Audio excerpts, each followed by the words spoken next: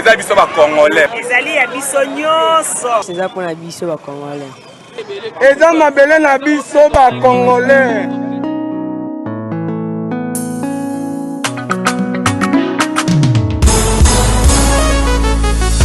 Yabiso yo yo yo, yabiso yo yo yo, yabiso yo yo yo, moko yo Congo, besi ya mwana zobeta masolo ya mboka na biso. Bato mosusu balia mbongo ya Congo, bakabola na peplete, yabiso yango wana koto sepela na bamine na biso, yabiso yo yo yo, biso bakolo mabele, yabiso yo yo yo, yabiso yo yo yo. Yabiso yo yo yo, moko yo Congo. Yabiso ezalaka sokolingo bénéficie na bamineri yaka na projet na biso. Yabiso yo yo yo, yabiso yo yo yo. Mosusu babosana na bango, kemboka oyo yabiso. Bamineri pi yabiso yabala oyo tokoka bala biso nyonso elongo. Peuple congolais, yabiso yo yo yo, yabiso yo yo yo.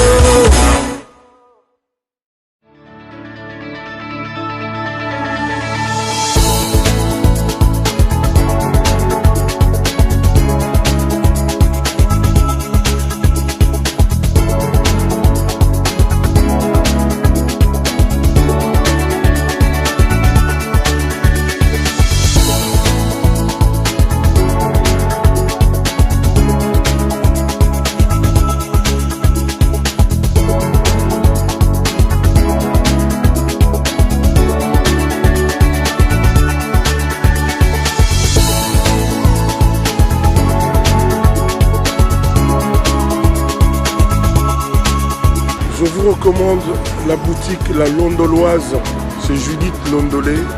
Si vous voulez être classe, chic, être habillé, être admiré. Parole de Mopao Mokonzi.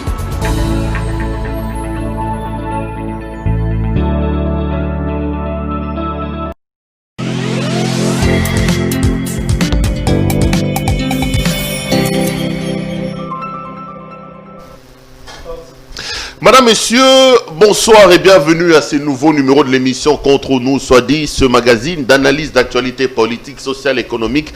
On prend des questions majeures qui retiennent l'actualité dans ces domaines, on les met sur la table avec un invité, nous tentons de décortiquer et de comprendre ce qui se passe exactement. Vous le savez, dans le pays, l'actualité politique reste dominée par la question de l'union sacrée. Le président de la République a rompu son mariage avec Joseph Kabila. Il a lancé l'union sacrée. Du coup, on assiste à une sorte de transhumance. À quel prix Félix Antoine Tshisekedi peut-il réussir son union sacrée?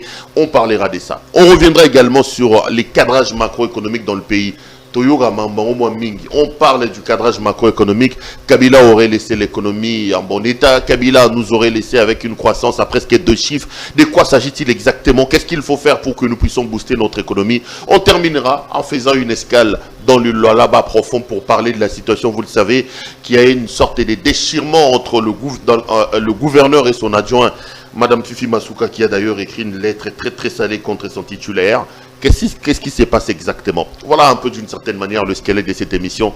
J'ai le plaisir de recevoir quelqu'un qui nous vient de très loin. Pour la première fois, j'espère que ce n'est pas la dernière fois. C'est M. Rodolphe Bondomeki. M. Rodolphe, bonjour. Bonjour, M. Pierrot. C'est avec grand plaisir de vous avoir sur ce plateau. Je suis 4 fois heureux de vous rencontrer parce que je vous suis souvent et je suis très content. Le plaisir est partagé. Vous êtes chef des travaux à l'université de Kolwezi, c'est dans la province de l'Olawa. C'est une province que vous chérissez. On parlera de votre province vers la fin de cette émission. Vous êtes économiste. Ouais. Quelle est la situation économique? Dans quel état se trouve l'économie de la République démocratique du Congo aujourd'hui? Parce qu'on nous dit que Kabila nous aurait laissé dans une situation économique beaucoup plus florissante et qu'en 2 ans, Félix aurait détruit les cadrages macroéconomiques et tous les acquis économiques que Kabila nous a laissés. Vous êtes un spécialiste de l'économie. Quelle différence vous faites entre Kabila et Félix et dans quel état se trouve l'économie du Congo aujourd'hui? Merci beaucoup, Pierrot. Votre question est très intelligible. Vous devez savoir que la question de l'économie, elle est vraiment très sensible. Vous savez, il y a un jargon africain. Souvent, j'entends dire que ce n'est pas le jour où tu manges crapaud que tu auras gale. c'est que les effets en économie viennent après un certain temps donné. Ce n'est pas dans les médias que vous avez les effets dans l'économie. Vous pouvez poser un acte aujourd'hui, mais les effets seront ressentis parfois 5 ans après, parfois 6 ans après, parfois même 10 ans après. C'est pourquoi vous allez voir que certains principes de finance refusent à ce qu'un certain mandat politique puisse contracter de dettes qui puissent empiéter les autres mandats. Pourquoi? Parce qu'on sait que les dettes d'aujourd'hui vont être des charges financières ou des charges publiques pour les années à venir. C'est ce qui montre que dans le cadrage macroéconomique, quand on dit d'abord macroéconomique, on est en train de voir la situation sur une entité sociopolitique, le pays, la province comme vous voulez, mais parlons du pays. Le pays, la RDC, son économie aujourd'hui, Pierrot, c'est difficile de parler de manière isolée ou in solo du régime Kabila ou du régime Tshisekedi. Il faudra parler en globe, comme on dit, en global, en partant même de la période belge jusque là où nous en sommes aujourd'hui. On va quand même aller loin. Je vous assure que... Si on ne peut pas tabler, comment peut-on juger? Bon, je vous laisse quand même l'amabilité. Je voudrais que ça soit à la fois politique, économique et surtout pédagogique pour que ceux qui nous suivent aient une idée. Vous dites qu'on ne peut pas faire une bonne analyse économique du pays en partant des mandats de Kabila, il faut qu'on remonte vers les années 60. Bien entendu, pourquoi? Parce que je vais vous dire qu'il y a des embranchements qui se font. J'aime beaucoup votre question parce que vous dites là-dedans qu'il faudra qu'on mélange un peu politique et économique. Tout à fait. L'économique est indissociable de la politique. C'est que l'économique est un outil pour la politique. Une bonne politique use et maîtrise l'économique. Regardez ce que les Belges nous avaient donné. Certainement, nous avons eu certaines infrastructures, certaines structures, certains moyens qu'ils nous avaient laissés. Et la gestion que nous avions connue après le départ de Belges a été aussi catastrophique à un certain degré. Nous avons connu dans quel état Mobutu avait laissé ce pays et Laurent Désiré Kabila, notre feu héros national, ce qu'il avait fait pendant son temps et ce que Kabila aussi a apporté. Nous savons tous très bien que Kabila a travaillé. C'est vrai, Kabila a travaillé, Kabila a apporté de la croissance économique, Kabila a apporté ceci ou cela. Mais je vous dis que pour parler bien de la situation économique, la conjoncture économique, la structure économique d'un pays, il faut que nous regardions non seulement que la croissance économique qui est le niveau de production d'un pays d'une année à une autre, comme vous le dites là-bas Pierrot, il faudra que nous regardions aussi le niveau de l'emploi ou du chômage, il avait laissé à quel niveau, il faudra que nous regardions le niveau de prix, soit l'inflation, il faudra aussi que nous regardions le solde de la balance commerciale. C'est que vous verrez que les 4 indicateurs ici nous donnent ce qu'on appelle le cadrage macroéconomique. Lorsque vous avez une forte croissance, c'est très bien, comme nous l'avons vu avec Matapogne et tout ce que Kabila nous avait laissé, une croissance presque à 2 chiffres. Bravo! Mais qu'est-ce que cela a apporté sur le social de la population? Et pour voir l'image du social de la population, vous devez faire un lien, Pierrot, entre la production que vous avez obtenue, qui vous donne même la croissance économique, et le niveau du chômage. Mais comment voulez-vous que nous avions un pays qui atteignait 2 chiffres de croissance économique, mais le chômage était aussi au-delà de 70%? Comment expliquer cela? C'est soit ce sont les étrangers qui sont venus travailler à la place des enfants du pays, soit encore vous êtes très industrialisés. Or, ce n'est pas le cas. C'est une question qui est grave. Et d'ailleurs, en suivant le Premier ministre Matapogne à son époque, il avait dit quoi? Il avait dit que nous avons réussi à atteindre une croissance presque à 2 chiffres, mais on n'a pas pu réduire de moitié la pauvreté. Ça, c'était un aveu, économiquement parlant, c'est un aveu d'échec. Comment voulez-vous augmenter la croissance économique, mais vous ne pouvez pas réduire la pauvreté? Pierrot, c'est inacceptable. C'est inacceptable économiquement parlant. Ça veut dire quoi? Ça veut dire que tout nous a fait croire, cadrage nous a fait croire, maîtriser, croissance à presque 2 chiffres. C'était du chimère. Bon, le fond, vous qui êtes un spécialiste. Attention, je vais vous dire ceci. Vous savez que le Premier ministre Matapogne, que j'estime beaucoup, il a beaucoup plus joué avec la casaque de politique que d'économique. Parce qu'il sait très bien que lorsque vous stabilisez une monnaie, la stabilité d'une monnaie n'est pas toujours signe de bonne santé économique. Vous devez savoir que la monnaie japonaise n'est pas une si forte monnaie. La monnaie chinoise n'est pas une si forte monnaie. Mais ce sont des nations qui s'imposent sur le marché international pour vous dire que la force d'une monnaie ou la stabilité d'une monnaie n'est pas toujours signe de bonne santé économique. Ça, c'est un. De deux, vous devez savoir qu'il était en train de faire une certaine gymnastique financière. Il était en train de prendre les réserves financières qu'on avait au niveau de la banque centrale et il les injectait au niveau de l'économie nationale au travers les banques de dépôt et banques de commerce et il récoltait ainsi les francs congolais en circulation. Les dollars se faisaient riches. La rareté du franc congolais faisait que nous ayons tout à fait. Vous savez qu'il est parti du taux. Le taux directeur est parti sous le règne de Matapogne en général de 32% à 2%. Or, vous savez que le taux directeur là-bas est en train de montrer la fluidité de fonds vers l'économie nationale. Ça, c'est un élément. Prenez seulement pour 2016, Mata Pogno a dû mettre 246 millions de dollars en circulation et ça s'est récupéré ainsi 250 milliards de francs congolais de la circulation. C'était en fait, aujourd'hui quand je prends de l'âge, Pierrot, mes cheveux vont commencer à pousser comment? Blanc. Mais je vais prendre du super black, je mettrai, ça sera noir. C'était cosmétique. C'était pas des mesures. C'était cosmétique. Maintenant, c'est pourquoi vous avez vu, juste après qu'il soit parti, le premier ministre qui l'a remplacé, Sami Badibanga, n'a pas commencé à faire cette troïka stratégique là-bas. N'a pas fait la même gymnastique et tout à coup, on a commencé à vivre la dégringolade du franc congolais par rapport au dollar. Parce qu'il ne faisait pas la même gymnastique que lui, Mata Pogno faisait. En réalité, la gymnastique, c'est une farce alors. C'est une farce. C'était une farce. C'est une farce. Je vous dis encore que la force d'une monnaie, la vraie stabilité d'une monnaie provient de la production. Parce que plus vous avez une forte monnaie, plutôt une grande production, et la signe monétaire, la masse monétaire reste la même, c'est l'équilibrage entre la quantité de biens et services dans un pays et la quantité de signes monétaires en circulation qu'on appelle masse monétaire qui donne la force à une monnaie. Ça veut dire qu'il aurait fallu augmenter la production de manière durable et garder la masse monétaire intacte. Là, la monnaie allait avoir de la valeur face au franc, au dollar américain. Et non pas commencer à jouer des gymnastiques financières que les premiers ministres qui ont suivi n'ont pas fait. Et nous avons vu, depuis Sami Badibanga, le taux d'échange qu'on doit appeler le cours d'échange franc congolais dollar ne fait qu'augmenter jusqu'à aujourd'hui. Pourquoi? Parce qu'eux n'ont pas fait ce que Mata Pogno faisait. Et vous allez voir que c'était juste 3 semaines après qu'on a commencé à vivre cela. Et comme je vous dis en économie, les effets d'entraînement sont durables, ne proviennent pas tout de suite après. C'est pourquoi Sami Badibanga a payé la facture de la gymnastique un peu chimérique et fallacieuse de Mata Pogno, et ça a continué. Bruno Tibala est venu, il a dit dans son discours, je vais stabiliser la monnaie. Il n'a pas pu, parce que ce sont les effets, comme je t'ai dit ici, ce n'est pas le jour où tu manges crapaud que tu auras gale. Et les effets de Mata Pogno ont poursuivi les ministres qui sont venus, même jusqu'aujourd'hui. Ilunga Kamba est en train de payer la facture du point de vue monétaire. Ilunga Kamba, c'est un professeur en économie. Lorsque je vous entends parler, j'ai comme l'impression que vous me donnez l'impression qu'on est dans une sorte de fatalité. Ça veut dire quoi? Ça veut dire que nous n'avons pas su gérer ce que le Belge nous a laissé. Aujourd'hui, nous portons des gales. C'est-à-dire que c'est de la fatalité. Que devons-nous faire finalement pour que nous ayons une économie qui redémarre avec un vrai cadrage économique, avec une bonne stabilité de notre monnaie? Qu'est-ce que nous devons faire pour que finalement nous inversions la tendance? Que demain, nous n'ayons plus la gale, mais que nous n'ayons une peau à scène. Merci beaucoup. La situation économique générale d'un pays dépend et est tributaire de la politique économique du pays. Or, la politique économique vise le bien-être de la population. Le bien-être de la population est celui-là qui provient de ces 4 indicateurs que j'ai démontrés là-bas. La croissance économique, le niveau de chômage ou de l'emploi, le niveau de prix ou l'inflation et les autres balances commerciales. Tout ceci repose sur une politique économique séculaire. Ça veut dire, là où vous avez des spécialistes, l'universitaire, le scientifique, le chercheur en économie, commence à donner comment est-ce que nous pouvons arriver avec des indicateurs et paramètres économiques de manière indépendante par rapport à la politique. Parce que la politique est en train de vous faire des histoires qui ne sont pas correctes. Mais vous le faites même sans conviction. Aujourd'hui, quand vous écoutez Mata Pogno parler, vous sentez beaucoup plus maintenant un scientifique parler plutôt qu'un politique. Suivez-le, vous le suivez. Vous sentez maintenant qu'il commence maintenant à prendre sa casaque d'économiste, de scientifique. Et ça, nous avons besoin de ça.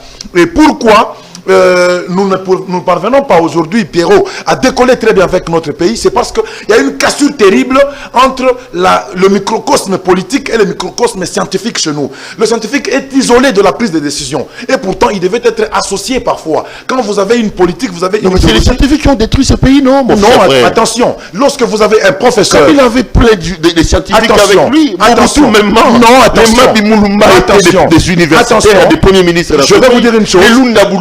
Pierrot, je vais vous dire une chose. Les généraux Lukulia, c'est des grands noms de la science de notre pays. Vous avez raison. Prenons le professeur Bochab, le professeur Loumanou, le professeur Matata Pogno. Je vais vous donner un cas. Dernièrement, le professeur Loumanou. Qu'est-ce que j'ai dit? Le professeur Ilunkamba, je vous ajoute. Ok, on va arriver, M. Pierrot. Regardez, l'excellence président de la République a reçu, n'est-ce pas, lors de ses consultations, les différentes couches de la population. Est-ce que vous avez vu défiler là-bas des représentants des scientifiques, de l'université, des universitaires, à juste titre? Non, il n'y en a pas eu. On a vu des professeurs partir, mais avec des casaques des politiciens, société civile et autres, mais pas On dit ici maintenant, ce sont les scientifiques. Ça veut dire l'université du Congo aller vers le président. Elle n'a pas été invitée. Vous voyez la place qu'on donne aux scientifiques et aux chercheurs. C'est grave.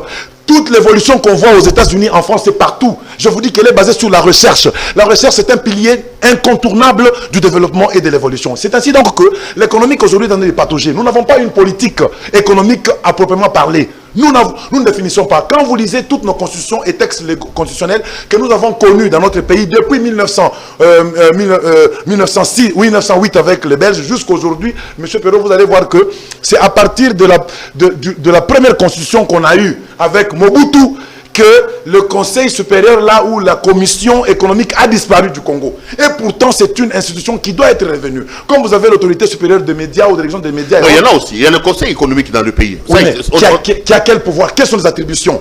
Et quels sont les rapports avec ce conseil là-bas, avec les autres institutions de la République? C'est là qu'il y a le problème. On lui a donné quoi comme rôle? Il fait quoi? Aujourd'hui, M. Pierrot, si nous ne réussissons pas, on peut avoir bien l'IGF, on peut avoir l'ARMP, on peut avoir l'OCC et autres, on peut avoir autant d'établissements officiels de contrôle. Mais lorsqu'ils n'ont pas la capacité de faire punir, ils vont se limiter qu'à faire un rapport. L'IGF fait le rapport, on se termine au rapport de l'IGF. Mais ils ne sont même pas au PJ. Il aurait fallu que ces rapports administratifs soient commués en dossier judiciaire pour que les contrevenants soient poursuivis. Parce que s'il n'y a pas punition par rapport aux rapports qui ont été établis par les spécialistes, ce pays ne va pas décoller. Surtout l'économique. Lorsque vous ne punissez pas l'économique, allèche l'économique, attire toujours, il y aura toujours ce que nous connaissons jusqu'à aujourd'hui. Monsieur Rodolphe, on va terminer l'économie pour parler un peu politique avant de parler autre chose. Ner, vous ne répondez pas à ma question. On nous dit que Kabila, en 18 ans, il a stabilisé la monnaie. Kabila, en 18 ans, on a eu presque une croissance à 2 chiffres. En 2 ans, M. Félix Antoine Tshisekedi aurait tout déstructuré. On dit qu'il a trouvé les réserves d'échange à 1,2 milliard de francs congolais. Aujourd'hui, nous en sommes à 500 ou 400 millions de dollars seulement. Quelle différence faites-vous entre l'époque Kabila et les 2 ans de Félix Antoine Tshisekedi? Bon, je ne vais pas vous amener peut-être sur un terrain glissant, peut-être que vous ne voulez pas vous jeter dans l'eau. Est-ce que vous pensez que scientifiquement, l'actuel régime est en train de désacraliser, déstructurer les acquis que M. Kabila nous a laissés sur le plan économique? D'abord, je voudrais vous préciser ici que les réserves d'échange n'ont aucun impact direct sur le vécu quotidien de la population, n'ont aucun impact direct sur l'économique de la nation. Je vous l'ai dit. Comment vous? Mais oui, qu'est-ce qu'on appelle Non, on appelle ça matelas dans quelle situation? Dans le cas où nous nous retrouvons, on n'a pas des exportations. Vous comprenez? On n'a pas d'exportation, on n'a pas de rentrée. On peut continuer à importer avec cet argent-là que nous avons. Est-ce que vous comprenez? C'est pourquoi on appelle ça matelas. Ça veut dire que quand vous commencez à chuter, ça sera une sécurité pour vous, pour que vous puissiez tenir encore le coup, le temps que vous puissiez prendre des mesures pour vous relancer. Dans le cas de l'importation. Voilà, le cas de l'importation. Pourquoi je vous dis cela? Regardez, d'ailleurs, les réserves d'échange, on les appelle parfois, en termes temporaires, on dit, on a des réserves d'échange d'une couverture de 2 semaines, 7 semaines, 3 semaines. Quand on dit ça... On dit que Kabila nous a laissé à 4 semaines, on est à 2 semaines. Mais je vous dis, ces 4 semaines, c'est quoi? C'est trop peu. Mais je vous dis que c'est largement insignifiant. C'est là, en économie, on relativise tout. En économie, on n'est pas là en train d'acclamer. En économie, on doit savoir qu'est-ce qui vous a poussé à en arriver jusque-là. Et comme je vous ai dit encore ici, si vous m'aviez bien suivi, M. Pierrot, c'est que en 2 ans, économiquement parlant, on ne peut pas avoir, même si vous avez le génie de la destruction, vous ne pouvez pas détruire en 2 ans, par vos décisions dans le domaine économique, détruire tous les acquis des 18 ans de l'économie. Non, je vous dis que c'est impossible. Ça veut dire que les effets seront têtus. Parce que nous avons un principe en économie, les sanctions économiques s'infligent d'elles-mêmes sans le secours de qui que ce soit à tout contrevenant à une loi naturelle en économie. Ce qui fait que si on avait vraiment une bonne allure de la production, des bonnes structures de l'économie établies depuis 18 ans, même s'il y avait seulement des gens qui étaient seulement en train de prendre pendant 2 ans jusqu'à aujourd'hui, M. Pierrot, on n'en serait pas là. On n'en serait pas là où on en est. C'est parce que c'était du mascarade. C'était, comme vous dites, j'aime votre terme là-bas, du cosmétique. C'est du trompe-l'œil. Hein, c'est du bling-bling. C'est de la maroquinerie. C'est de la maroquinerie. Ça cache. Dites-moi, comment voulez-vous que, Mataponu pendant tout ce règne, le cours d'échange était stable? 1 semaine après que Sami Badibanga ait pris, ça a commencé à dégringoler. C'est qu'il y a une technique que les autres n'ont pas faite. Et cette technique était-elle bonne? Est-ce que Matapogno a pu nous dire, pendant qu'il sortait, il laissait combien comme réserve d'échange? Ce sont des questions que nous devons nous poser. C'est ce que lui, il utilisait, vous comprenez, en récupérant les francs congolais en circulation et relâcher les dollars pendant ce temps là-bas. Et nous devrions voir, en fait, l'explosion des investissements dans l'époque de Mata Ponyo. Pourquoi? Parce qu'il a pris le taux directeur au niveau de la banque centrale de 32% à 2%. Le taux directeur, c'est le taux d'emprunt qui permet aux banques commerciales d'aller s'endetter auprès de la banque commerciale. Si c'est parti de banque centrale, si c'est parti de 32% à 2%, c'est qu'il y avait une politique d'expansion.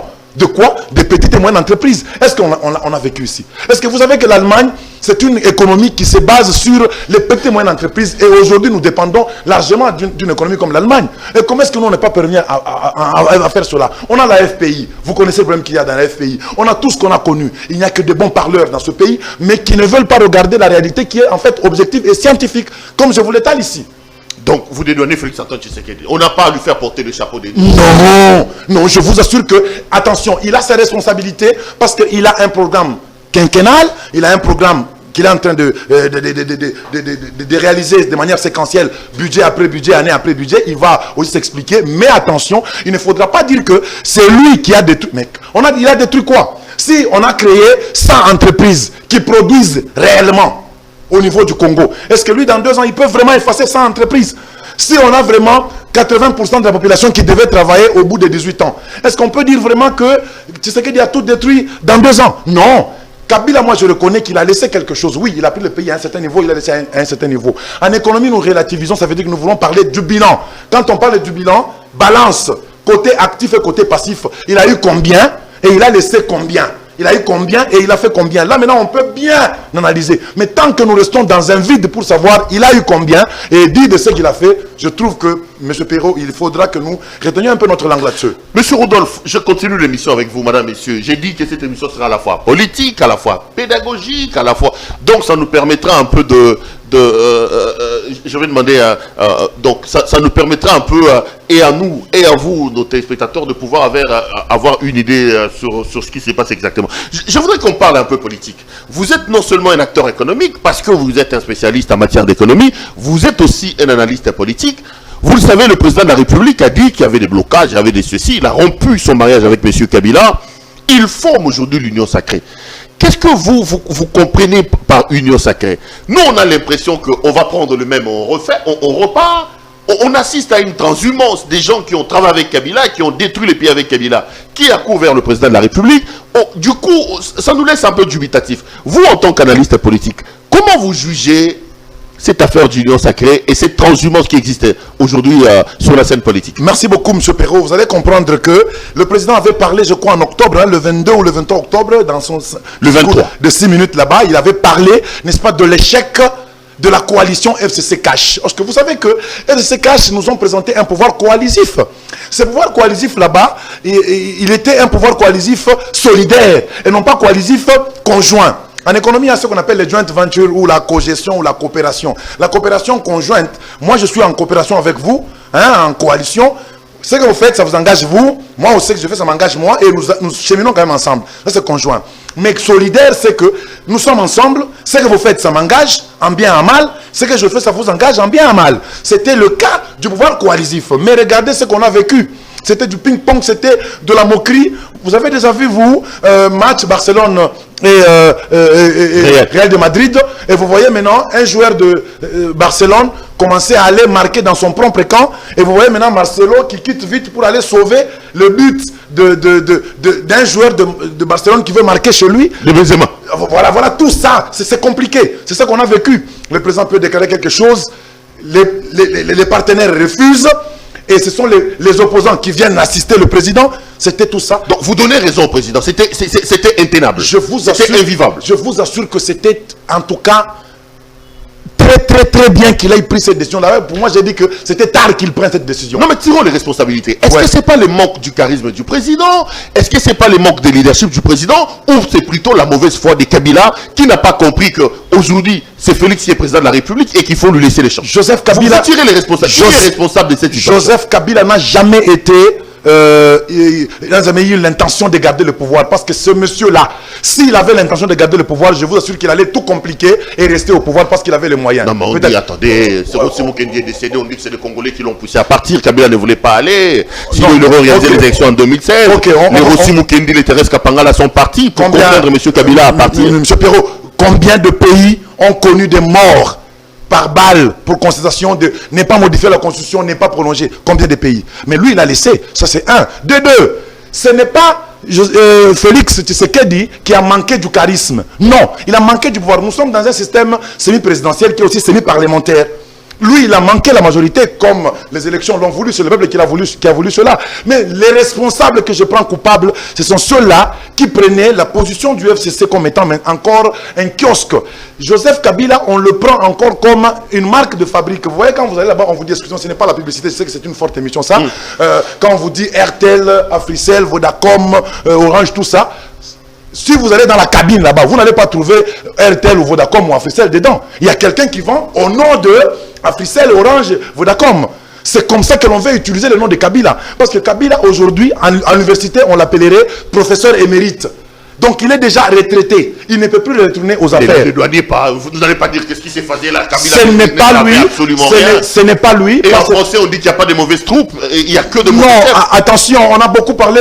Aujourd'hui, vous l'entendez, M. Perrault. On a dit que non, au nom de l'autorité morale. Au nom de l'autorité morale. Beaucoup de gens ont parlé comme cela pour peut-être parler en son nom et jouer et mater peut-être les autres qui sont... Il laissait faire alors. Non, écoutez, peut-être... Est-ce qu'il ne tirait pas les ficelles là? Politiquement, là maintenant, je vais un peu dans la politique. Sachez qu'il y a encore peut-être d'autres personnes qui en savent trop sur lui et qu'il regarde encore avec beaucoup de considération, qu'il ne doit pas relâcher tout de suite parce qu'ils peut-être ils peuvent le mettre, n'est-ce pas, à vue. Vous comprenez? Ça c'est un. De deux, du côté de Tshisekedi.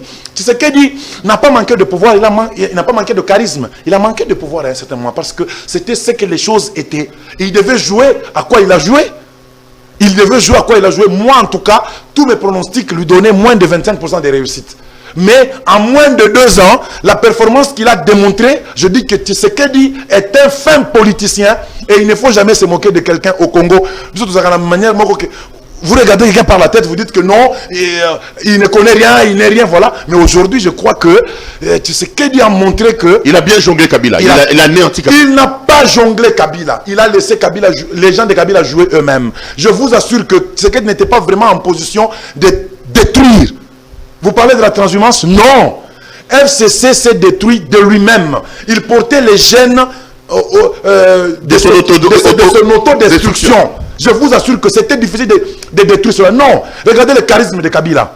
Il les réunissait tous par charisme. Mais comment est-ce que ça s'est détruit? Parce que il y avait là-dedans ceux qui avaient constitué FCC et ceux qui allaient encore tuer FCC. Ils portaient eux-mêmes le gène de se détruire. Maintenant l'union sacrée est venue à côté là, pendant que le bateau, la case brûle ici. Maintenant, on a construit notre nouvelle case à côté. Non, mais avec des kabylistes déjà qui ont détruit le pays. Qu'est-ce qu'on fait? On prend les mêmes, on repart. C'est justement là, M. Perrault, qu'il faudrait que nous jouions. Avec l'Union Sacrée, ce n'est pas un parti politique, ce n'est pas une plateforme politique. C'est une vision. Et dans cette vision là-bas, il faudra adhérer tout en gardant votre conviction, votre famille politique, vous restez là-bas, mais vous adhérez à la nouvelle vision du président. Quelle est cette nouvelle vision? Il a une marche qu'il a déjà tracée devant lui, mais cette marche là-bas, on lui fait entrave par le copouvoir. Ça veut dire les parlements, les partenaires, c'est le copouvoir, les gens avec qui il gère. Alors maintenant, il dit ceci, plus de crocs en jambes, venez qu'on soit maintenant dans une nouvelle coalition. Sous mon leadership. Voilà, sous mon leadership. Plutôt maintenant que quand moi je vous parle, vous allez encore voir quelqu'un d'autre. Il a dit ça. Voilà, maintenant il a dit ça. Dites-moi, en quoi est-ce qu'il y a transhumance? Il n'y a pas de transhumance, il y a question d'acceptation et d'adhérer à la vision. La transhumance. Monsieur Perrault, parlons de la transhumance. Qui au Congo, il a commencé là où il est aujourd'hui? La transhumance. Attention, prenons Emmanuel Macron. Parlerez-vous de la transhumance? Emmanuel Macron est présent aujourd'hui avec une vision. La France en marche. Il a quitté le socialiste. Voilà, pour aller là-bas. Hollande, vous comprenez, il est là-bas. Prenons notre héros national, Laurent Désiré Kabila. Il était venu avec l'AFDL, mais pour le pays, avec une nouvelle vision, il a quitté l'AFDL. Vous parlez de la transhumance toujours? Attention, pour la vision de la nation, on peut recadrer ou réorienter sa vision ou son action, il ne faudrait pas que vous appeliez cela transhumance, changer. Donc quand Fayoulou nous dit que c'est une escroquerie, c'est une mascarade, quand Fayoulou nous dit que ne vous en faites pas, il s'agit de la deuxième grossesse du mariage FCC4, c'est plutôt une union. Pour ne pas rencontrer la population sur ses besoins primaires, vous dites à Fayoulou, monsieur, taisez-vous, venez à l'union sacrée alors. Écoutez, vous savez, monsieur Fayoulou, politiquement, je fais une analyse ici, monsieur Fayoulou, que j'ai vu vraiment très fort lors de la campagne, il avait un programme. Où est parti son programme pour la nation?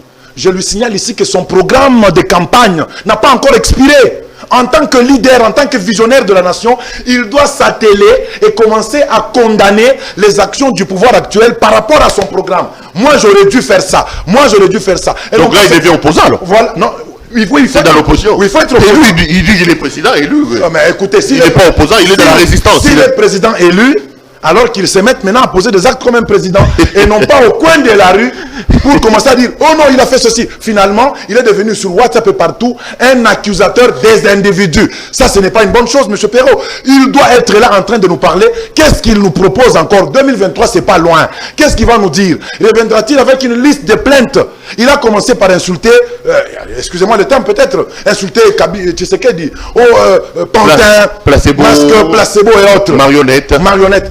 Vous voyez que son langage est en train de changer. Parce que tu insultes quelqu'un, il était calme. Les raisons pour lesquelles il insultait, ça a changé.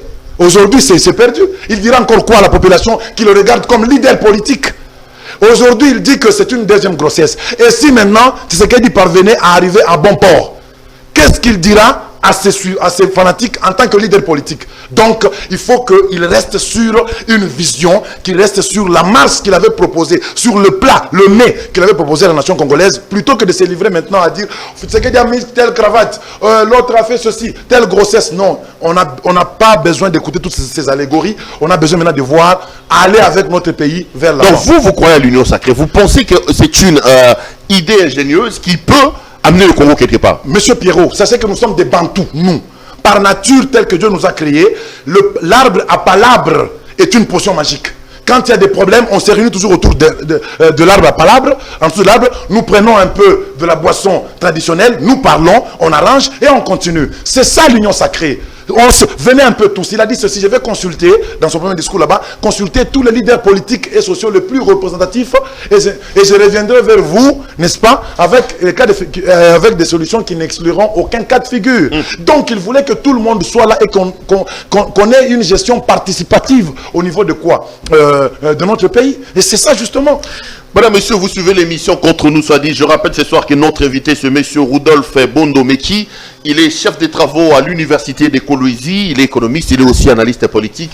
Ça fait toujours plaisir de temps en temps de se faire visiter par des personnes qui viennent de très très loin. Vous êtes chef des travaux à Kolwezi, c'est la capitale de la province de Lualaba. Ça brûle dans votre province. Entre d'un côté un gouvernement où vous avez aujourd'hui un déchirement entre le gouverneur Richard Muyej-Manguès et son adjointe Madame Fifi Masuka. Je voudrais que vous réagissiez à ça, je vous poserai des questions. Mais d'emblée, ici à Kinshasa, il y a une bonne campagne de visibilité de M. Muyej. On nous présente Kolwezi comme Miami, on dit qu'il a pris ça quelque part. Aujourd'hui, c'est la province pilote, c'est la province miroir. Avant d'entrer dans la guéguerre qui déchire aujourd'hui le gouvernement provincial, quel est votre regard de Kolwezi? Vous qui êtes un natif, je suppose, vous qui vivez là-bas. Est-ce que vous pensez qu'aujourd'hui on peut considérer le Lualaba comme une province miroir? Est-ce que le Lualaba aujourd'hui c'est Las Vegas, c'est Miami de la République démocratique du Congo? Je ne voudrais pas peut-être aller trop fort comme les mots que vous venez de donner ici. Ce que je vais vous dire et qui est vrai est que quand vous arrivez au Lualaba, c'est vrai, il y a des routes qui sont faites. Il y a des routes, on voit. Si vous arrivez à Lualaba, vous voyez qu'il y a des constructions, il y a des réfections, il y a des choses. Visiblement, vous voyez que non, il y a un changement de figure. Et je parle ici du Lualaba, Kolwezi. Est-ce que vous comprenez? Chef-lieu. Dès que vous arrivez là-bas, je vous assure que c'est incontestable. Quand vous regardez l'hôtel du gouvernement, c'est bien. Il y a l'aile là-bas, le pavillon présidentiel, c'est super bien. Il y a des bâtiments, il y a des histoires qui sont... Il y a le rond-point que nous on voit ici à Kinshasa. Et le rond-point, donc il y a beaucoup de choses, des routes, des kilométrages de routes. Vous allez voir, macadam, c'est bien, c'est visible. Moi, je vois ça. C'est bien, on peut voir. Mais alors, attention, il y a une question. Quand on parle, on traite d'une contrée de pilote. Ça veut dire que c'est le modèle. En économie, d'ailleurs, on appelle ça le point industrialisant. Ça veut dire, on va commencer à partir de là pour avoir de la chaleur dans d'autres coins qui n'ont pas la même force économique que ce coin-là a.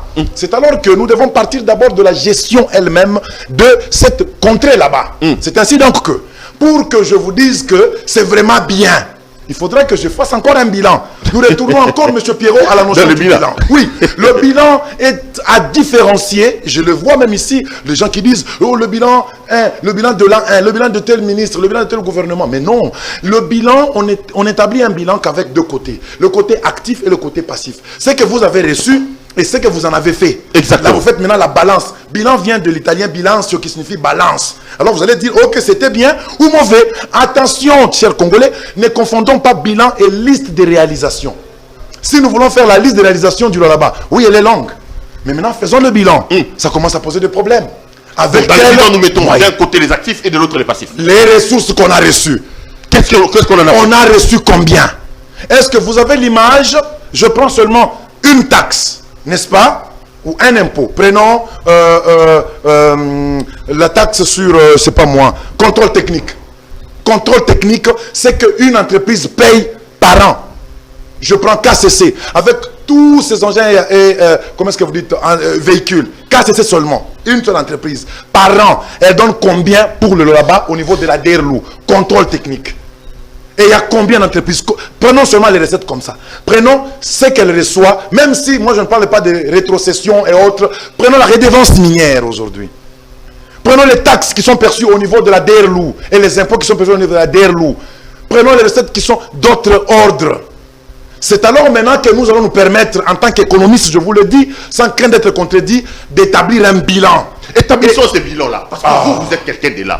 Est-ce que vous pensez que le bilan de M. Mouyej est élogieux, comme on est en train de nous le présenter ici? C'est un bilan positif ou c'est plutôt un bilan négatif? Avant qu'on entre dans la polémique sur Massouka a dit, sur Mouyej a dit, sur base de ce que vous dites, comment jugez-vous le bilan de M. Richard Mouyej Manguesma? Je suis sceptique. Je ne reviendrai pas sur le terme bilan, M. Pierrot, parce que nous ne connaissons pas, bien que nous avons le droit. Nous avons le droit de savoir, notre province a reçu combien pendant 5 ans, pendant 2 ans, pendant une année. Nous devons le savoir. On doit même publier ces chiffres là-bas. On ne le connaît pas. Comment voulez-vous que nous ayons un bilan? Non, c'est difficile. Nous ne pouvons voir que quelques réalisations. Mais, comme je viens de vous dire ici, je ne peux faire que des supputations. Je ne peux faire que de calculs. Plutôt, alors, allons dans les supputations. Voilà. Vous pensez qu'en allant dans la supputation, le bilan de M. Mouyej est positif? Non, non. Dans les supputations, non. Si nous allons dans les supputations, ça veut dire prédire un peu que pourraient être les recettes réalisées, n'est-ce pas, depuis tout ce temps que son Excellence, Monsieur le gouverneur Mouyej est aux affaires. Je ne vois pas l'individu, je vois le gouvernement de son gouvernement, mais je ne vais pas applaudir. Je ne vais pas applaudir parce que je suis un chercheur. Nous pouvons faire des recoupements et être surpris. Vous comprenez? Prenons la est-ce que vous savez, prenons une entreprise KCC. KCC exporte combien? Les sorties seulement en cuivre. Je ne parle pas de cobalt, je ne parle pas de concentré et autres. En cuivre seulement. Prenons les autres entreprises, les activités minières, artisanales. Donc c'est tellement beaucoup que je vous dis que nous devrions peut-être aujourd'hui applaudir le Lolaba et faire du Lolaba même la deuxième ville. Je vous assure. Donc, à mon avis, si je vous comprends bien, si l'on prend des recettes imaginées ou imaginaires, passez-moi l'expression, que la population, que le Lualaba pouvait donner, et les petites réalisations qu'on vend de Mouyej, c'est le jour et la nuit. Je vous dis que c'est peut-être l'obscurité et la nuit. Le jour et la nuit, c'est qu'il y a un imbroglio là-dedans que nous ne pouvons plus maîtriser. C'est pourquoi le législateur a voulu que les tâches soient partagées par-ci, par-là. Quand vous avez le monopole, quand vous avez la concentration du pouvoir vous-même, il y a lieu que vous vous trompiez facilement. Et surtout quand on se fait entourer des acclameurs. Un conseiller n'est pas toujours quelqu'un qui dira oui chef c'est bon, oui chef c'est bon, oui chef c'est bon. Non, un conseiller c'est pas vrai, il va vous dire excellence. Je pense que Mouyej est entouré d'acclameurs, vous voulez dire? Ah ben écoutez, je trouve qu'il y a certains points là où il fallait lui dire certaines vérités. Excellence, ici non, ici faites ceci. Pas parce qu'on n'est pas de sa tribu, parce qu'on est contre lui, on n'est pas de son parti politique. Non, parce qu'on sait et on est convaincu que ça, ce n'est pas bon. C'est ça qui manque aux Congolais et à tous les niveaux, pratiquement. Nous devrions en avoir le courage.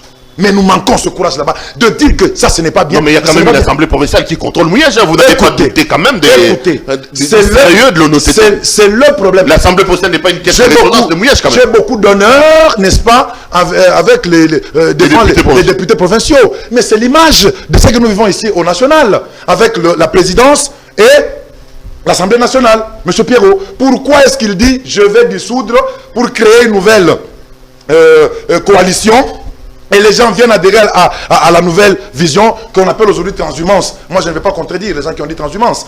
Mais ce n'est pas un changement, c'est plutôt une acceptation. Quand le président actuel avait dit, je vais déboulonner, il ne parlait pas des individus. Pierrot, vous êtes là-bas, je vous enlève, on met quelqu'un d'autre. Non. Pierrot peut rester là où il est, mais s'il change la façon de voir la gestion de la chose publique, il est déboulonné. Il a changé. C'est l'idée que le président a. Mais aujourd'hui, quand on a quelqu'un qui était de l'autre côté et qui vient de changer, moi je trouve qu'il vient d'avoir une nouvelle vision, je ne trouve pas pourquoi il faut parler des transhumances. Même quand on parle de transhumances, quand quelqu'un dit il était foncièrement kabyliste, que veut dire kabyliste aujourd'hui? Le isme est là, Pierrot entre nous. Le isme est là. Quelle est la théorie? Quelle est la doctrine de Kabila, Joseph? Il nous a laissé quoi comme doctrine? Monsieur Rodolphe, rentrons dans les lois là-bas. Les lois là-bas, depuis quelques jours, depuis un temps, c'est cette polémique qui existe entre d'un côté, une vice-gouverneure qui s'acharne sur, passez-moi ces verbes-là, qui s'acharne sur son gouverneur, qui est allé même rédiger une lettre contre M. Richard Mouyej. On raconte beaucoup de choses autour de ça. Je voudrais que vous qui viviez là-bas compreniez point par point. Ok. Fifi Masuka dit que Richard Mouyej Manguès Mons détient de manière fictive 20 comptes. Est-ce que vous avez les informations là-dessus? Quand je suis la réponse de M. Mouyej, M. Mouyej dit que ceci relève tout simplement d'un manque de connaissances de la part d'un vice-gouverneur, parce que dans une banque, vous pouvez avoir 3, 4 comptes ou 5 comptes. Cela ne fait pas forcément de ces comptes-là des comptes fictifs. Très bien. Quand vous lisez très bien la lettre qui a circulé, elle-même, son Excellence Madame le vice-gouverneur a écrit réplique. Elle a déposé ça au niveau de l'Assemblée provinciale. Monsieur Pierrot, moi j'ai beaucoup d'honneur envers les gens, les honorables députés provinciaux du Lualaba. On ne peut pas venir avec un document inscrit là au-dessus, réplique.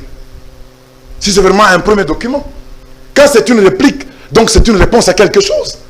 Donc on comprendra qu'il y a quelque chose qui avait précédé cela. Sinon on n'aurait pas reçu ça.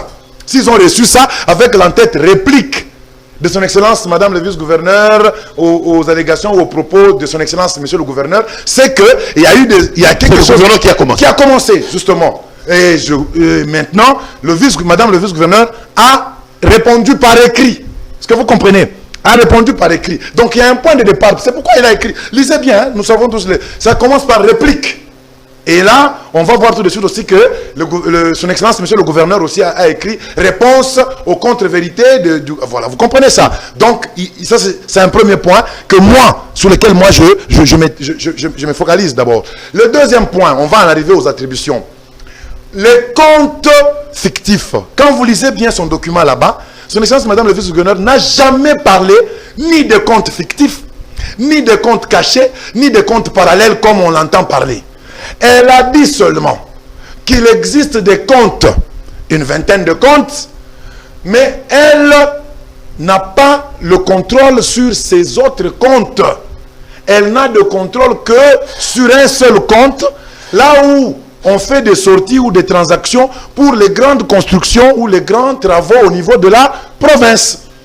Et elle a dit que les autres comptes là-bas, elle n'en a pas la maîtrise ou elle ne connaît pas comment on gère. C'est ça la fictivité justement. C'est-à-dire que vous avez des comptes que nous on ne connaît pas. Attention. C'est-à-dire que lui nous donne le contenu sémantique, nous qualifions. Attention. Ça Même veut dire, s'il ne le dit pas, il dit que vous avez des comptes que je maîtrise pas, c'est des comptes fictifs. C'est pourquoi, vous avez vu, j'ai lu malheureusement sur les réseaux sociaux, l'IGF a parlé il n'y a pas de compte fictif ou de compte parallèle, mais il y a plutôt des comptes pour lesquels madame le vice-gouverneur n'a pas été habilité par monsieur le gouverneur à mouvementer. Est-ce que vous comprenez? Donc l'IGF dit cela, constate le fait et dit que le gouverneur n'a pas habilité madame le vice-gouverneur à mouvementer certains comptes. Mais il n'y a pas de compte parallèle. Mais c'est déjà grave. L'IGF a constaté cela. C'est vrai que l'IGF n'a pas donné son avis parce que c'est ce qu'il a dit. Mais suivez-moi. Excusez-moi, M. Pierrot. Non, mais selon la loi, la gestion de la province. Voilà. Il ne revient pas à Fifi Masuka d'attendre de mouvementer les comptes. Voilà. La province est gérée par un gouverneur. Voilà, je vais vous dire maintenant. C'est la grande confusion qu'il faudrait enlever là-dessus. Sachez que la loi 08/012 du 31 juillet 2008 qui porte sur les principes fondamentaux de la libre administration des provinces. Vous comprenez? Elle est en train de parler en son article, depuis l'article 20 jusqu'à l'article, je crois, 28, 29, là-bas, ou 30, là-bas, parler de comment est-ce que la province est organisée. Le gouverneur reste le chef. Le gouverneur, c'est celui qui engage la province en tout. C'est lui le patron de la province. C'est le représentant du gouvernement central. C'est le gouverneur. Est-ce que vous comprenez? Vous allez voir que dans cette loi là-bas, on est en train de parler des attributions des ministres, M. Pierrot. Les attributions des ministres sont discutées, n'est-ce pas, sont éditées par le gouverneur, mais d'abord elles doivent être discutées en conseil des ministres, l'article 27 de la loi 08/012. Vous comprenez? Ça, on ne parle que des ministres et du gouverneur. Mais là, on donne juste une hiérarchie. C'est lui qui engage, c'est lui qui fait tout. Il est au-dessus de tout le monde. Maintenant, la loi qui fixe les attributions de gouverneurs et de vice-gouverneurs, elle est claire. C'est le décret loi numéro 081, n'est-ce pas, du 2 juillet 1998. Il a été revu en 2001, il a été revu en 2004. C'est son article 12 qui parle de qu'est fait le vice-gouverneur. Monsieur Pierrot, cet article, le décret loi là-bas, 081 de 1998, 2 juillet 1998, est en train de parler de l'article 10 à l'article 15, ce que le gouverneur fait. Nommément, les attributions, job description, on dit ce que le gouverneur fait. Clairement. Et seulement un seul article parle de ce que le vice-gouverneur doit faire. C'est quel article? L'article 12. Et le deuxième paragraphe parle clairement que le vice-gouverneur, c'est lui, les gestionnaires des matières économiques, c'est lui, les gestionnaires de finances, c'est lui, les gestionnaires des crédits. Mais il fait tout ça sous la supervision du gouverneur. Donc vous comprenez que là, il y a une certaine collégialité qui s'est invitée dans la gestion des finances, des crédits et de l'économie au niveau de la province. Sur base de ça, Mouyèche ne peut donc pas dire que je ne permets pas à la vice-gouverneur des mouvements. L'excellence, monsieur le gouverneur, ne peut pas se permettre cela parce que la loi qui est en vigueur aujourd'hui sur les attributions du gouverneur et du vice-gouverneur donne ces droits-là au vice-gouverneur. Ce n'est pas à lui. Donc c'est aberrant que d'avoir des comptes ignorés totalement par le vice-gouverneur. C'est grave parce qu'elle devait en être les gestionnaires, mais sous la supervision du gouverneur. C'est clair. C'est clair, la loi, le décret là, numéro 081 du 2 juillet 1998 est clair là-dessus. C'est le vice-gouverneur qui gère l'économie, qui gère les finances, qui gère les crédits, mais sous la supervision. Ce qui fait qu'il ne devrait pas y avoir de compte qui serait ignoré par le vice-gouverneur. Le vice-gouverneur doit tout connaître. C'est clair et c'est écrit, c'est consigné. Donc elle a le droit de réclamer cela. C'est légal. Cette loi n'a jamais été abrogée. Cette loi court jusqu'à aujourd'hui. On veut la faire entrer en désuétude pour rien. C'est une loi qui est en vigueur. Et vous allez voir, M. Pierrot, que l'article 16, c'est de toute la législation juridique que j'ai lue, je peux être limité bien sûr, c'est seulement la loi, le décret loi 081 qui fixe les attributions de manière claire et expresse entre le gouverneur et le vice-gouverneur. Et son article 16 dit ceci, c'est le vice-gouverneur qui fait l'intérim du gouverneur lorsque celui-ci est empêché. La loi 08/012, c'est la loi qui fixe le clivage entre le pouvoir central et le pouvoir des provinces. C'est pourquoi le président, lors de la 7e conférence de gouverneurs, s'est appesanti sur cette loi là-bas, parce qu'il fallait montrer l'envergure du pouvoir central et l'envergure du pouvoir provincial pour qu'il n'y ait pas immixtion du pouvoir central dans les affaires du pouvoir provincial et qu'il y a des compétences conjointes, des compétences exclusives de part et d'autre. C'est pourquoi cette loi là-bas n'a pas donné les attributions de gouverneur et vice-gouverneur. Elle a seulement donné une certaine hiérarchie des organes au niveau de qui? Au niveau de la province. Mais l'organisation de la province et les attributions, comme ça doit se passer, c'est donné au décret loi numéro 081 de 1998 et ça c'est clair en son article 12. Donc, comme Mouyej se base sur la loi portant libre administration des provinces où le vice-gouverneur n'est pas répertorié, comme Mouyej nous dit que ce ne sont pas des comptes fictifs, avoir des comptes que le vice-gouverneur ne connaît pas ne signifie pas que ces comptes-là sont fictifs. Donc c'est un argument fallacieux. C'est grave. Écoutez-moi, M. Pierrot. Vous allez prendre la loi 08/012 portant principe de libre administration des provinces. Nulle part, il est écrit ce que le vice-gouverneur doit faire. On parle plutôt en son article 27 des attributions de ministres provinciaux. Des ministres provinciaux. Et on dit quoi? Ces attributions là-bas doivent être discutées en conseil des ministres.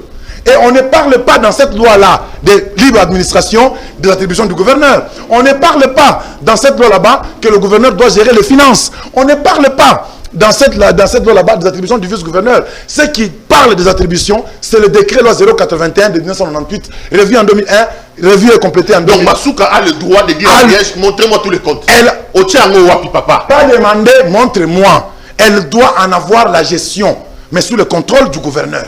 Parce que c'est ce que dit la loi. C'est clair. Mouyej a fauté contre la loi en fait. Je trouve que la loi est lésée, la loi est blessée en ce point là-bas. Parce qu'aujourd'hui, les gens disent que, je ne sais pas souvent de quoi, j'ai discuté avec certains juristes, mais qui m'ont donné raison après, sur l'intérim du gouverneur. Qui fait l'intérim du gouverneur? Or que vous allez voir que, de toute la littérature légale, il n'y a que le décret loi 081 de 1998 qui parle de l'intérim. Le reste, même la Constitution, partout on ne parle pas. Prenez l'article 198 de la Constitution. Ça consacre le province 198 de la Constitution. Quand vous prenez la loi 08, libre administration des provinces, ça nous donne le clivage ou la structure de pouvoir central et province. Le décret loi 081 de 1998 nous montre comment ça fonctionne à l'intérieur de la province. Et la loi 012 là-bas, elle montre plutôt les subdivisions, les entités territoriales décentralisées dans le deuxième point.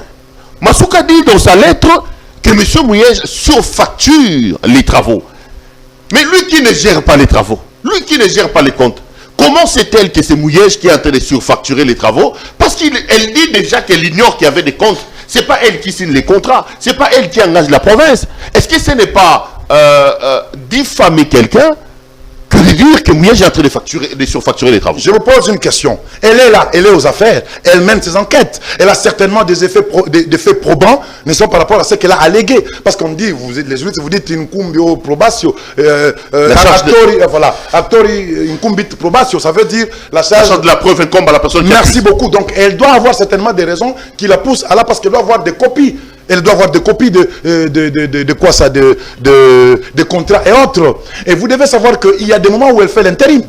Quand elle fait l'intérim, elle a le temps d'avoir beaucoup d'informations que quiconque, vous et moi, n'aurait pas. Est-ce que vous comprenez? C'est pas de la calomnie tout simplement. La calomnie n'est pas calomnieuse en argon que Mouyej. Pourquoi dites-vous ça? Pourquoi dites-vous ça? Je vous pose la question aujourd'hui. Aujourd'hui, est-ce que vous comprenez qu'elle est en train de faire l'intérim là-bas? Vous acceptez? Et pendant qu'elle fait l'intérim, il y a des comptes jusque-là, elle n'est pas habilitée ni à voir le montant, ni à voir le mouvement. Vous trouvez ça correct? Vous trouvez ça correct? Qui est habilité alors à voir cela? Écoute, c'est la gestion de la chose publique, c'est la res publica. C'est pourquoi la loi a voulu partager cela comme cela, pour qu'il n'y puisse pas y avoir de l'opacité. Nous voulons de la transparence, nous voulons de la bonne gouvernance. Et c'est ce qui fait à ce qu'elle a eu des éléments qui montrent que non, on a commencé à cela, on a commencé à cela. Mais depuis tout de suite, vous avez vu qu'il y a un procès qui s'est ouvert. Ce procès-là, vous ne voyez pas que du point de vue marché public, c'est déjà grave. C'est déjà grave. Le procès sur l'aéroport, vous voulez dire? Bien sûr, bien sûr. C'est un projet aussi qui montre beaucoup d'aberrations. Un projet, est-ce que vous... Lisons la loi 010/33, plutôt 33/10, 22/10, 27/10 sur les marchés publics et partenariats publics-privés. Vous comprendrez qu'il y a beaucoup de problèmes au niveau du là-bas et tout cela devait être bien adressé. Quand on a une gestion collégiale, je vous assure que la responsabilité elle est partagée et la transparence s'agrandit. Mais quand on concentre et on centralise tout, la probabilité de se tromper, ça court. Non, mais et quand elle nous dit que Mouyej a donné des marchés à ses enfants, ça c'est pas de la haine, ça? Bon, sachez que même vous, peut-être, vous le savez, les Congolais sont prudents. Quand on dit à ses enfants, ce n'est pas l'enfant de son excellence, monsieur le gouverneur Mouyej, s'appelle Pierrot Loira et on donne le marché à Pierrot Loira. Non, il y a une entreprise, une structure là où vous êtes et cette entreprise là-bas gagne toujours les marchés. Gagne toujours les marchés par quelle procédure, nous ne savons pas. Donc la structure là en question, c'est la structure des enfants de Mouyej. Ils sont là-bas. Mais je vous dis, allez vérifier. Elle a certainement des raisons pour lesquelles elle a dit cela. Donc allons sur terrain pour que nous puissions nous rendre compte. Non, mais vous êtes un acteur de là-bas. Mais bien sûr. Donnez-nous les informations. Nous n'accédons pas toujours à tout. Moi je trouve qu'il y a un élément, un organe technique qui est attitré, qui est habilité à faire cela, c'est l'IGF. L'IGF doit aller là-bas parce que quand vous savez que l'IGF était... Mais quand Mouyej nous dit que c'est faux parce que tous les contrats, il les fait passer par l'Assemblée provinciale. Vous dites que vous avez de l'honneur pour l'Assemblée provinciale, alors que Mouyej nous dit qu'il ne signe pas des contrats sans l'aval de l'Assemblée provinciale. Non, attention, l'Assemblée provinciale, il n'y a que le crédit. À l'Assemblée provinciale, le gouverneur en tant qu'exécutif ne va que solliciter l'autorisation de crédit. Est-ce que vous comprenez? Aller à contracter un crédit, n'est-ce pas? On doit lui donner au préalable une autorisation pour qu'il fasse cela. Mais pour l'engagement, n'est-ce pas, l'exécution du budget qui a déjà été accepté au niveau de la province, le gouverneur n'a pas besoin de l'autorisation de l'Assemblée si le budget a déjà été accepté. Le grand problème, c'est que le crédit existe. Que veut dire le crédit? Ça veut dire que le budget a été déjà quoi? Signé. Mais attention, je vais peut-être insister sur un point. En parlant de crédit, vous allez voir que... il a parlé de cette histoire de 40 millions. Mouyej a dit que c'est normal, c'est des crédits. Ça a été autorisé par l'Assemblée provinciale. Ah oui, alors il a raison. C'est du vent, tout simplement. Monsieur, son excellence, monsieur le gouverneur, a raison de dire que ça a été autorisé. Une fois que c'est autorisé par l'Assemblée provinciale, d'accord. Mais pourquoi Fifi Masuka va répéter alors que l'Assemblée provinciale l'a autorisé? Je vous donne un cas. Je vous donne un cas. Lorsqu'on vous parle, par exemple, de... lui-même, dans sa lettre, a parlé de 25 millions. N'est-ce pas? Une dette de 25 millions qui va échoir dans 60 mois. Et dans les 60 mois là-bas, dans les 60 mois, ça va aller jusqu'au mois de janvier 2025. Monsieur Pierrot, ça veut dire 12 mois du mois de l'année 2024 et 1 mois de l'année 2025. Quand vous mettez le tout ensemble, vous avez 13 mois qui vont dépasser le mandat de son excellence, monsieur le gouverneur Mouyej. Mais c'est grave déjà, du point de vue financier et même légal. Non, mais les projets ne sont pas faits sur base des mandats, monsieur Rodolphe. Qu'est-ce que vous voulez dire? Mais je vais vous dire une chose. La République doit être prise en otage. Je vais vous dire une chose. Moi, je fais des choses sur base des calculs des mandats. Attention. J'engage la province. Attention avec le crédit. Attention avec le crédit, parce que le crédit... Non, mais le crédit est pris au nom de la province et non pas au nom du mandat de monsieur Mouyej. Non, c'est là justement que nous devons tous lire maintenant la loi financière, monsieur Pierrot. Attention, quand vous avez un mandat de 5 ans, vous avez les projets que vous présentez, des budgets, vos budgets sont annuels. Et comme c'est annuel, ils vont s'arrêter à la fin de votre mandat. C'est qu'aujourd'hui, dans le bilan que vous me demandez de faire, monsieur Pierrot, il y aura... soit 25 millions divisé par 60 multiplié par 13, ce qui nous fait 5 416,617 $ qui seront payés par le mandat qui viendra. Et ça va entrer dans le bilan de Mouyej, de son excellence Mouyej. Est-ce que vous comprenez le problème qui est là? C'est pourquoi on veut le principe de l'annualité du budget et l'octroi de crédit doit être autorisé par l'Assemblée. C'est pour justement éviter cela. Parce qu'il y a beaucoup de choses qui doivent se passer autour des finances. Et les finances, c'est une matière sensible. La bonne gouvernance veut assez que les finances d'abord. La bonne gouvernance, je vous assure que dans tous les principes, c'est les finances. Ça doit être clair et très bien retracé. Mais lorsque Fifi Masuka se plaint notamment sur le fait que Bacheli y a caméra, il parle des caméras, alors la réponse de Mouyej est claire. Les caméras ont été décidées lors d'un conseil de sécurité de la province auquel n'a même pris part Madame Fifi Masuka. Très bien. Maintenant, les images de ces caméras, voilà les arguments que moi j'entends. On dit qu'elle n'est pas la seule à ce point là-bas. Elle n'est pas la seule. Hein? D'ailleurs, on dit que c'est un point chaud. Comme vice-gouverneur, elle ne peut pas habiter là, dans ce quartier-là. Non. C'est le rond-point que vous voyez là, le beau rond-point. C'est là. C'est le bon C'est un coin chaud, non, ce n'est pas un coin chaud, c'est un coin qui est stratégique parce qu'il peut voir de partout. Et pour la sécurité, moi je suis 100%, 100% d'accord avec ça. C'est bien qu'il fasse cela. Mais le problème qui est là, c'est qu'on a filmé la caméra, on a admis, avoué et accepté que la caméra filmait sa parcelle. Jamais la caméra ne peut pas traverser le mur. Les gens trafiquent un peu pour troubler l'opinion pour rien. La caméra n'a pas filmé dans la maison, mais la caméra a filmé la parcelle. Mais il y a des moments où nous sortons en cinglé, hein, nous sortons en petite culotte, hein, dans la parcelle. Et quand on sait qu'on a filmé dans la parcelle, ça pouvait faire filmer. Et que ces images là-bas ont été maniées dans des téléphones des jeunes gens. Et vous dites qu'elle n'a pas le droit de se plaindre. Et on prétend dire qu'à côté d'elle, il y a d'autres autorités. Sachez que son Excellence Madame le vice-gouverneur est deuxième personnalité au niveau de la province, M. Pierrot. Et en tant que cela, elle est d'abord, premièrement, les autres autorités sont subalternes. Deuxièmement, les autorités sont administratives. Lui, il est autorité, plutôt elle est autorité politique. Vous connaissez la sensibilité de la politique. On vous a filmé, vous ne savez pas. Votre maison, on filmait les entrées, les sorties. Ça, vous trouvez, c'est normal? Elle n'a pas dit qu'on filmait sa maison dans les chambres, non. On filmait sa parcelle. Sa cour. Sa cour. Là où elle pouvait voir les gens entrer et sortir. Elle est politicienne. Là où elle pouvait se mettre aussi en petite culotte, peut-être en cinglé. On a filmé ça et des gens ont manié ces images. Et vous trouvez que c'est vraiment au nom de la politique? Moi, je trouve que si on aurait vu cela et qu'on trouve que c'est sensible pour une autorité de son rang, on peut lui demander de changer. Change là-bas, non. Pour les besoins de la cause, c'est la sécurité de la province et on change. Il y aurait accalmie. Elle a raison de se plaindre, M. Pierrot. Nous, on peut lui refuser ses droits. On ne prenne pas d'autres raisons. Terminons ces dossiers de là-bas et peut-être terminer l'émission avec 2-3 petites questions. La première, ici à Kinshasa, il se murmure qu'au-delà de tout, il y aurait certains problèmes de moralité.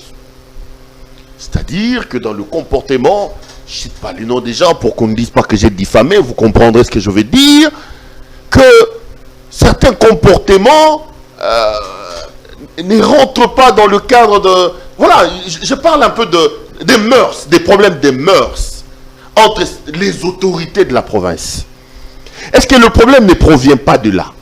Je vais vous dire ceci. Est-ce que les gens ne se sont pas amourachés là-bas et qu'après, ça a capoté comme on rencontre ici dans les rues de Kinshasa et aujourd'hui, la province subit des problèmes de moralité, des problèmes de mœurs de certaines de ses autorités? Moi, je vous assure que c'est une histoire fausse, totalement fausse. Et moi, je vous assure, si les deux personnalités sont vraiment objectives et ont le souci de la population congolaise qui vit au là-bas, qu'elles se mettent d'accord et qu'elles prennent la base juridique qui doit gérer les attributions. Je vous assure que c'est le décret loi 081. Ce n'est pas une question d'amour, ce n'est pas une question de mœurs. Non, pas une question de... non, son excellence... Ah, l'action des l'Obama. Son excellence... Moralité, mœurs... Son excellence, monsieur le gouverneur de la province, c'est un papa. Je vous assure que nous le voyons. Moi, je n'ai pas cité le gouverneur. Moi, je le cite. Je parle des autorités. Moi, j'ai dit que certaines autorités... Moi, je le cite.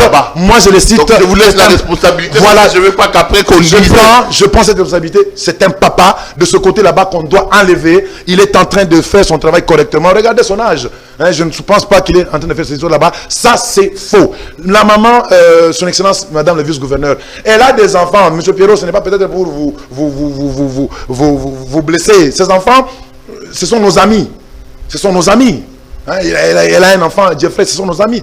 Ce sont des grandes personnes. On ne doit pas commencer à faire des choses comme ça. Les Congolais, parfois, ont la langue pendue et disent parfois des choses qui ne sont pas correctes. Ça, ce n'est pas bien. Cette histoire n'existe pas là ou là-bas. Moi, je pense d'ailleurs que s'ils se mettaient ensemble autour des textes, que doit faire le gouverneur et que doit faire le vice-gouverneur, par rapport à quel texte, on va terminer le problème. Deuxième question.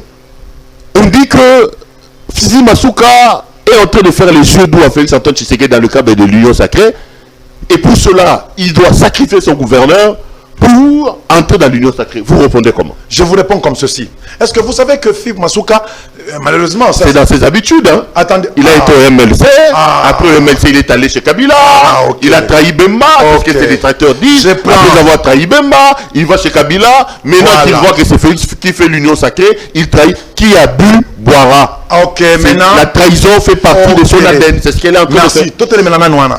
Monsieur Pierrot, dites-moi, quel homme politique aujourd'hui, ici, Nakina Chebino, Nani Abanda place à Zalelo. Je vous donne l'exemple, même ailleurs dans ce pays, dans ce monde. Qui a commencé là où il est aujourd'hui pour accuser faussement Fifi Masuka? Non, regardez, est-ce que vous connaissez les relations qu'il y a aujourd'hui entre le sénateur Jean-Pierre Bemba et Fifi Masuka? Nous ne connaissons pas. Est-ce qu'elle a vraiment trahi? Parlons aujourd'hui des gens qui sont dans la Mouka. Parlons aujourd'hui des gens qui sont au FCC. Les gens qui sont au FCC. Parlons aujourd'hui même de ceux-là qui se disent aujourd'hui kabylistes. Ils ont commencé où? Ils ont commencé où? Non, qu'on ne cesse pas la sorcière pour rien. Le sorcière, je ne parle pas de la vice. Voilà. Et puis je vais encore parler. Le problème avec madame le vice-gouverneur, malheureusement c'est une dame. C'est l'histoire d'une femme mariée, battue par son mari. Elle ne sait partir nulle part. Elle va chez le mari, on la chasse. Elle ne peut pas rentrer chez elle. Elle va dans la belle famille. Dans la belle famille, on la chasse. Et c'est le mari qui paye les études de tous ses frères, qui supporte toute la famille de la femme. La femme ne peut rien.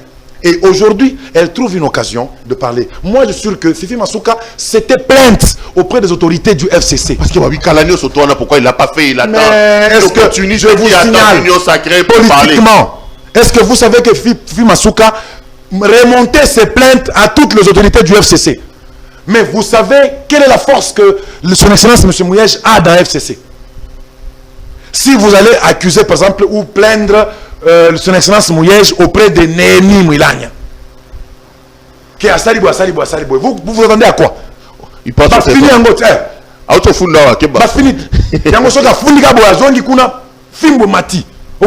Donc, voilà la situation politique, mais c'est comme cela. Elle se plaignait. Maintenant, aujourd'hui, elle a trouvé une aubaine. Il y a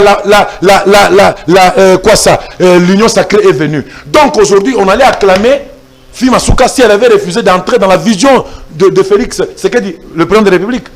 Elle a adhéré à ça.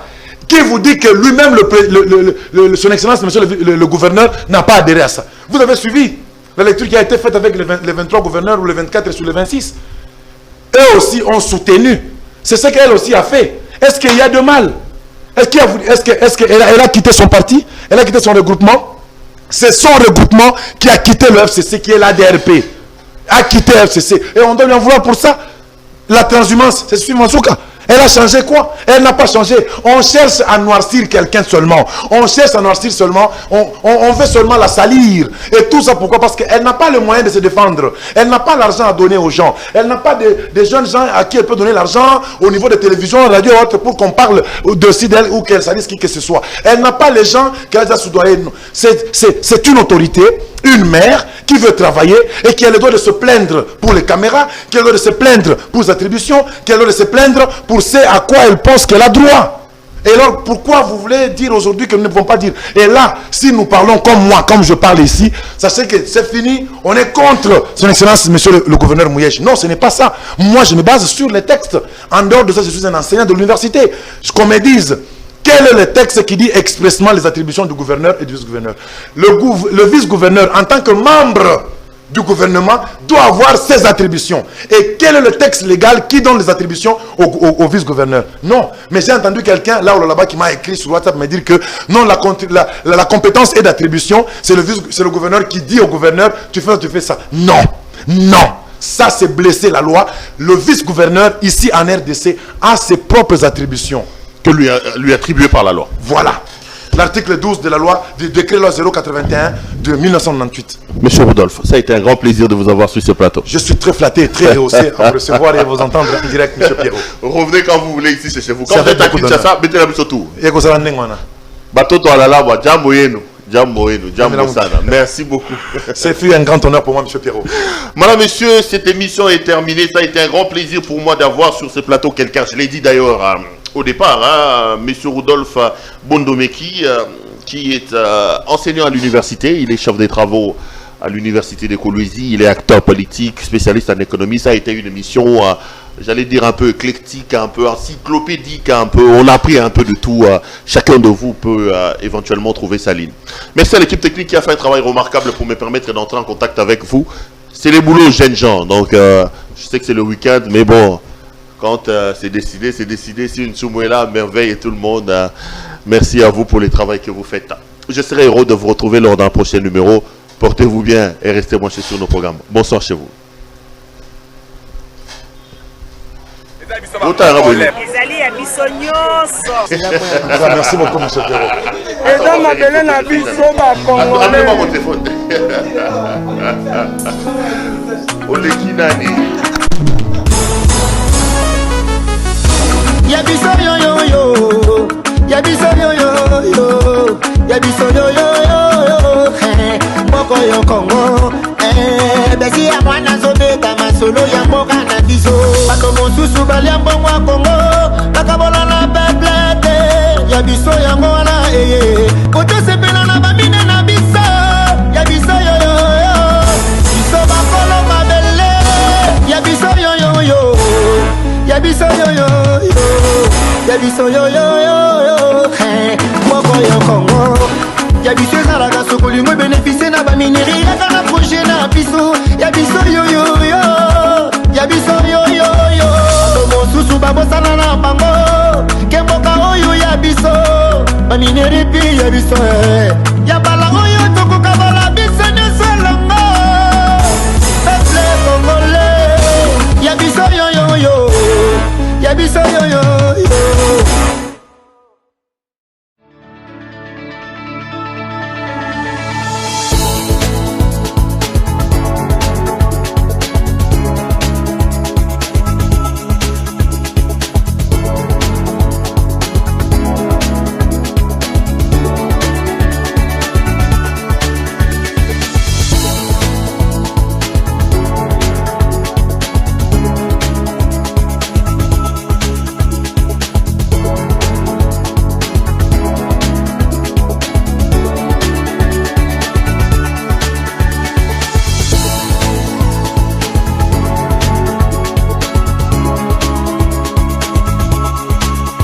Je vous recommande la boutique La Londoloise, c'est Judith Londolé. Si vous voulez être classe, chic, être habillé, être admiré. Parole de Mopao Mokonzi.